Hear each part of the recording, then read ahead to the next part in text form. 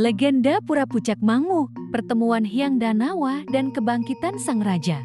Di atas kabut abadi Gunung Catur yang juga dikenal sebagai Pucak Mangu. Konon, sebelum manusia mengenal aksara, di zaman Megalitikum, para leluhur Bali telah mengenali puncak gunung ini sebagai Taksu Agung. Di sanalah bersemayam Hyang Danawa, sang penguasa langit kabut, pelindung danau beratan yang tenang dan misterius.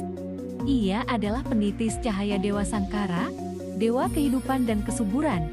Lingga batu besar yang kini berdiri di pelataran pura adalah peninggalan sakral dari masa itu, sebuah poros alam yang menghubungkan dunia manusia dan alam dewata.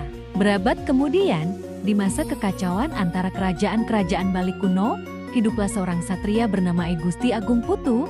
Ia adalah seorang bangsawan muda dari keturunan luhur, namun terpaksa melarikan diri dari istananya setelah mengalami kekalahan dalam pertempuran berdarah.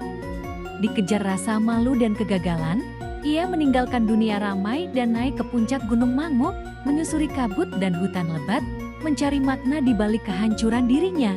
Di sanalah, ia memutuskan untuk bertapa. Siang dan malam berganti, embun menyelimuti tubuhnya, angin menggoda keteguhannya, hingga suatu malam, dalam keheningan yang dalam, ia bermimpi didatangi Hyang Danawa. Wahai anak manusia, saat ragamu lemah, rohmu diuji.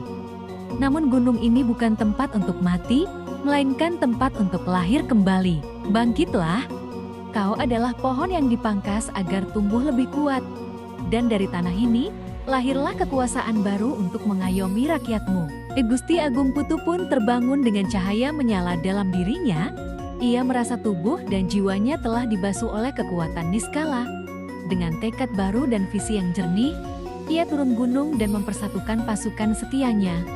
Dalam waktu singkat, ia memenangkan hati rakyat dan musuh pun tunduk padanya.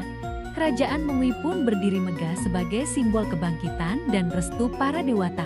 Sebagai ungkapan syukur dan penghormatan kepada tempat suci yang menjadi saksi kelahiran jiwanya kembali, Gusti Agung Putu memugar dan menata kembali area Pucak Mangu.